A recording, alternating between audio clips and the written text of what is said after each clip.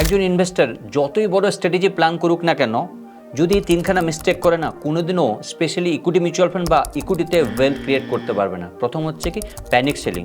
যখন market correction হয় না, ইটস এন টেম্পোরারি, তো আমরা কি করি, সেই লসটাকে বুক করে নিই। আর লসটাকে বুক করে নেওয়া মানে কি, মানে হচ্ছে আমরা পার্মানেন্টলি বুক করলাম, লসটাকে লক করে দিলাম।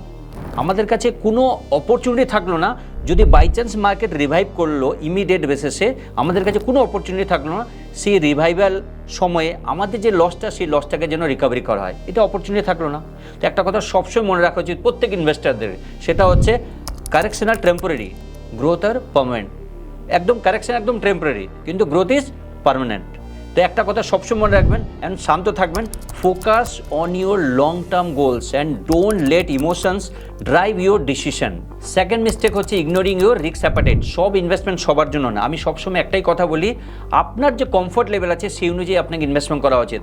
রিস্ক নেওয়ার ক্যাপাবিলিটি সেই অনুযায়ী ইনভেস্টমেন্ট করলে রাত্রের ঘুম ভালো হবে। তো আপনি যদি চান ভালো করে ঘুমাতে, তাহলে আপনার যে কমফোর্ট লেভেল আছে রিস্ক নিয়ে, সেই অনুযায়ী আপনার ইনভেস্টমেন্ট করা উচিত। এটা হচ্ছে second number mistakes. Mistake number 3 হচ্ছে স্কিপিং গোল প্ল্যানিং।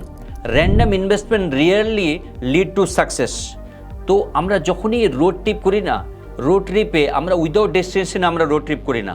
তো কেন আমরা উইদাউট গোল প্ল্যানিংয়ে আমরা ইনভেস্টমেন্ট করি? So define your goal first. Once you know where you want to go, then you can build plan to get there.